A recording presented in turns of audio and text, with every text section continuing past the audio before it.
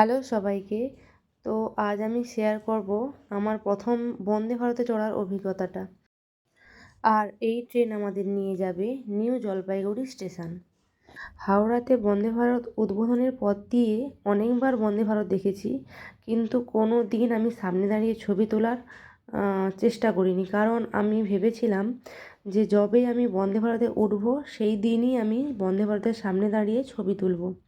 কিন্তু এমনই আমার কপাল, যেদিন আমি উঠলাম সেদিনও আমি বন্দে ভারত ট্রেনের সামনে দাঁড়িয়ে একটাও ছবি তুলতে পারিনি।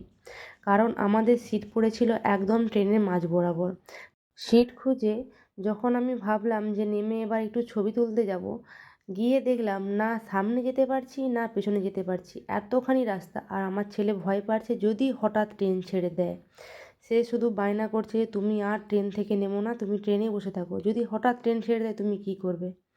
এই দেখো, কথা বলতে বলতে আমাদের ট্রেনটাও ছেড়ে দিল হাওড়া থেকে। আর এই দিকে দেখো, আমার ছেলের তো খুবই মজা যে সে বন্দে ভারতে উঠেছে, এবার বন্দে ভারতে করে দার্জিলিং যাচ্ছে। মানে অনেক দিনের তার শখ ছিল যে সে বন্দে ভারতে চড়বে। আর আমাদের সিটটাও পড়েছিল খুব ভালো জায়গায়।